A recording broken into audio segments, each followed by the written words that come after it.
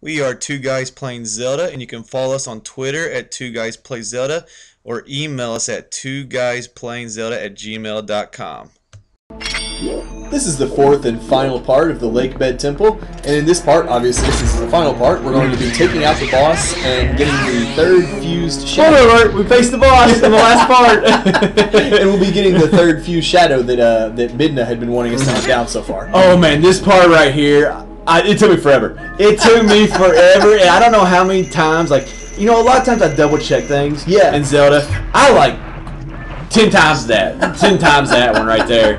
I mean, it ended up working out great. Yeah, I love lowering yourself down to this platform. Well, for some reason, I was thinking you can't lower yourself past the hole because it's going to get chopped off, and then you're going to lose your claw shot. And I didn't want to lose my claw shot for the rest of the game. I can understand That's not a sacrifice I'm willing to take. It was once you figure it out, it's a pretty cool concept. Like, look, I guess you could have just dropped down if you wanted to. No, you can't because it's shut. Oh, that's right. The door shuts, and so like I tried, like I said, I thought it might chop off my claw shot. And I'd be with that one for the rest of the game, and I wasn't willing to do that. But I did try lowering it a little bit. And just like literally, once you let go, it shuts. So yeah, there's like no time. You had to go past it. It's amazing how far you can really lower yourself on that. I think a little later in this video, actually. When you're hanging from one of the spinning platforms, you're just kind of messing around. Yeah, have a little fun. You got time to kill. That's my power tool, man. Yep, that's my power tool. Don't get between Nick and his power tools. He loves them. He loves them. But yeah, it's I just thought that was a fun idea, just lowering yourself down to that one isolated platform to get the big key, boss key. It was just a nice touch. I like your home improvement reference better. Yeah. We think about power tools. We had to have our Tim the Tool Man in there. Was it right here? Or I thought that piece was good. Well, actually, with those keys, you go up and down on that thing. Actually, that's a good way to dodge them. Yeah. And then right here, I think I missed it once, and I just my goodness, it took forever to get back around. So just fast forward through because there's only one that's available because the other two have the platforms that you get onto. Yes, you can only hook shot to one of them. So if you miss it, you're gonna be waiting there for a while. But yeah, so we fast forward to save you guys the agony. Yeah. I mean, why not? Why not? You know. So we had a little bit of a ride here. We might as well have a little bit of fun. It would have been kind of funny if you'd have been too low when you got to that platform. It would have knocked you right off. Now, see, that's one thing I wouldn't mind getting knocked off because then I just went through that part again. That is true. With the hook shot and playing around with it. So I would have been okay with messing up there. Oh, what game? I think I was playing the Palace of Twilight later on, and I lower myself down a little too far and get hit by a platform. I think I remember that. We'll see if that made the cut into our final video. No, it won't. Thank goodness. Not one of my prouder moments, I will say that. And then here we kind of making our way back to the main room.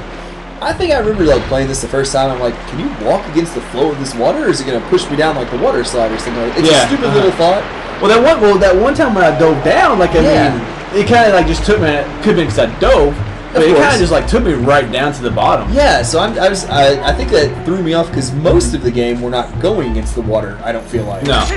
Most of the dungeon, Most of the dungeon, most of the dungeon. Well, can you walk up the steps against the water? I mean, I don't think I tried. Do I? I don't think I tried in this one. I'm not sure.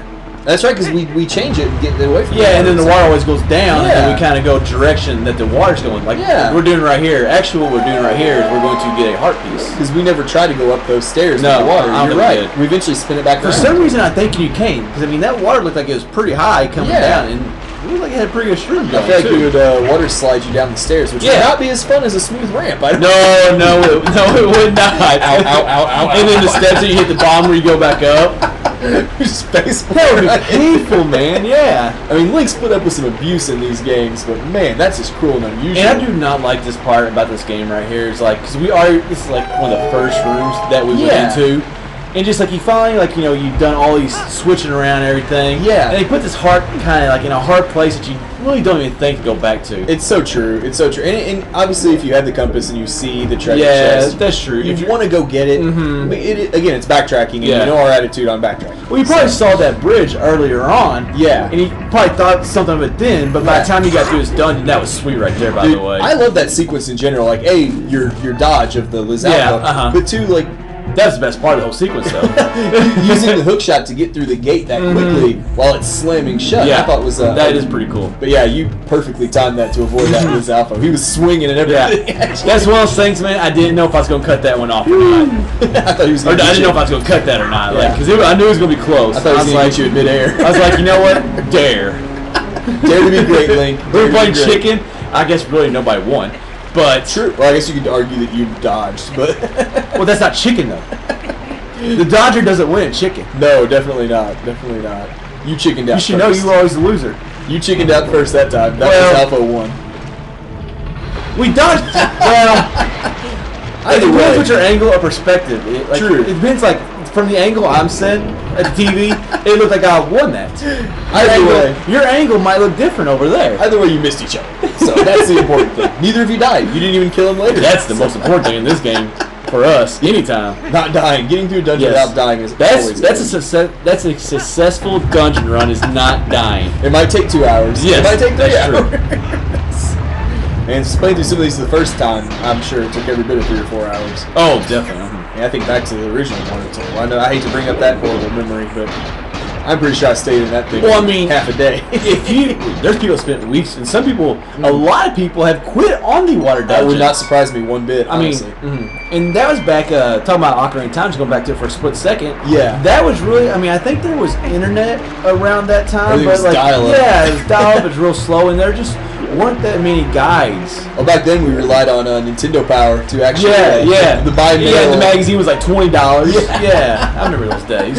Oh, thank God for them internet. But I'm just saying, at that time, you used to use a lot of walkthroughs, and you could spend, if you have a good run on these dungeons, they still take almost an hour. Yeah, they do. That's what blows my mind. I hate to keep getting off track with other games, but man, how people ever beat the original Legend of Zelda? I will yeah. Here's mine. I got him on the third try. You were just like one step. Well, yeah, I didn't want to get too close. You want to go in packing that fairy in the bottle. Especially when I think all you were missing was a quarter of a heart. I don't know if I was missing a quarter. I think I had all my hearts. Shoot, you may well, still a quarter. What's that? What's the difference? I did like this approach here to the boss. I love it. I love this part. You're just getting deeper and deeper and deeper. Absolutely loved it. Good visual here. I agree. Already we went way down the lake to even get to the dungeon or the temple. But then, now it's like, whew, man, we are really going down. How we're not getting crushed by the water pressure, I do not know. That actually might be one of my most favorite visuals in this game. Dude, it's just making that long track down to the bottom to face the boss. And if you've seen some of our videos before, we appreciate a good approach to a boss fight like that. You think back to Turtle Rock and Link to the Past. That lead up. this just dropping down here, that moment of anticipation right before a big fight. The better they do to address that, it just looks great. I don't know where the light comes from this far down, but look at all the electricity. It's like illuminated sand or something. There's phosphorus or something. Yes, or photoplankton, whatever this. And we kind of got a boss me and Red were debating this before we did this part. It kind of it's got that Morpho look from Ocarina, with the tentacles and in the eye and the tentacles. And the way you fight him, for sure. Yeah. And I had also the thought, I remember seeing a center mass with all these things coming around the side of it. Reminded me of Baronade a little bit from Jabu Jabu's belly. When they were electrical plates. So, yeah. But obviously fighting him. Yeah, it kind of has a little bit of both, I guess. But fighting him is definitely it's Morpho all over again. Right now. Yeah, definitely. In his first stage, anyway. That is one thing I will say I loved about this boss. Most bosses, of course, have multiple stages. Duh. But the 2 stages in this boss fight feel so different. The second part's really, really epic, but I guess I kind of wish it would have been a little bit harder. It just wasn't very hard. I know this is only the 3rd boss, but I feel like that part could. It was so epic. Just make it a little bit harder. I don't know how. He wasn't a difficult boss. I agree with you there, but he looks awesome. And he does. And you wish the fight would have felt more epic, I guess you could say. Epic looking boss, more epic fight. Yeah, I can absolutely agree with that. But I just love how the second stage here, we say, you're talking about the first stage, it looks like Morpha or Baronade or whatever. The second stage, he comes out and soars around. It's like an underwater Volvagia or something like that. That's a really good example. Underwater Volvagia. But man, he's Volvagia. How do you say it? Fire temple. Yeah, the fire dragon is what we're talking about. But just to see the this surprised the heck out of me the first time. It did me too. Yeah. I'm like, okay, there was a lot more to this boss than I. Well, I didn't think I beat him like right there because I was like, that's way too easy. But yeah, to see this, I mean, I definitely did not expect this. Yeah, and I thought they did a great job here of integrating like the ability to swim around, your underwater hook shot, things like that, all into a great boss fight. Again, not the most difficult. It's like he's not even really attacking you. No, he's not, and that's where I'm kind of saying, like some kind of attack or just something to make it a little bit harder. I mean, obviously, if you, I mean, he kind of looks pretty ugly right there, though. But if you're good at swimming around, he's easy to avoid. But I love riding him here and attacking him. Oh yes. And if he's like if his mouth is coming at you, like you can like just see target hook shot to his eye still and get past that. Yeah. But I mean, I don't know. Maybe I wish like maybe his electric tentacles would shock. Yes, there needs to be some kind of attack, or like have his little other fish coming around after you. Just that would have been annoying. Ooh, that would have been annoying. Yeah, that's true. I remember that from the whatever the water temple in Majora's Mask when he sends his little herd of school of fish. Herd. This is one of those bosses. I remember when the second part started, I was like, oh crap.